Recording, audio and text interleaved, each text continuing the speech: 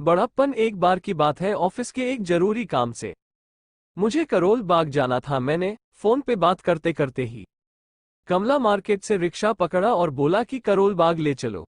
Rickshaw चल पड़ा और मैं फोन पर बातों में मशगूल हो गया। अचानक मेरी नजरें नीचे पड़ती परछाई पे पड़ी। वो रिक्शे वाले की परछाई थी। सामान्य सी परछाई थी, लेकिन कुछ तो असामान्य था उस परछाई में, जिसकी वजह से मेरी नजरें चिपकी रहीं और मैं उस नामालूम असामान्य सी चीज को उस परछाई में ढूंढने में लग गया। मेरा ध्यान अब फोन पे कर रही बातों में नहीं रह गया था। जो चीज उस परछाई को देखने में मुझे जकड़ी हुई थी वो ये थी कि रिक्शे वाले का एक ही हाथ रिक्शा के हैंडल पे था।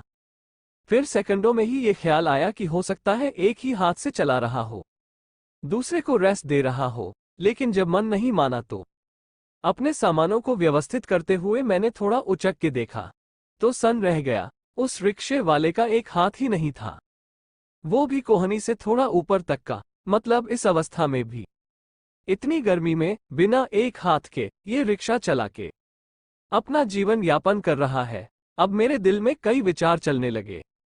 पहले सोचा इसको कुछ ज्यादा पैसे दे दूं, लेकिन फिर सोचा इसको इसकी कमजोरी कैसे महसूस करा दूं। अगर इसको अपने आत्मसम्मान का इतना बोध है कि भीख नहीं मांग रहा है, खुद मेहनत कर रहा है, इसकी जीवटता का अपमान कैसे कर दूं, जबकि कुछ लोग दोनों हाथ सलामत होते हुए भी काम करने की जगह भीख मांगते हैं।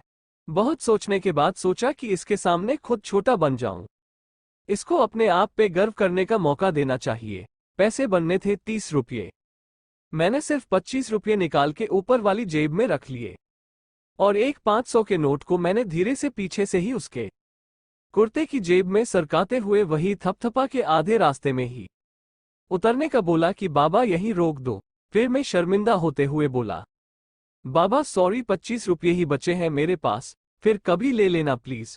और वो मान भी गए। मैं आधे रास्ते से पैदल ही अपनी मंजिल की ओर बढ़ चला। आज गर्मी में पैदल चलने में भी एक अलग ही किस्म का सुकून महसूस हो रहा था। किसी गरीब का आत्मसम्मान मन ही मन में मुस्कुरा रहा था। मेहनती गरीब के पास पैसा तो नहीं होता, पर उसकी पूंजी, उसकी इज्जत और आत्मसम्मान ही होता है। जहां भी जरूरत लगे वहां थोड़ी देर के लिए छोटे बन जाइए, भगवान की नजरों में आप और बड़े हो जाएंगे।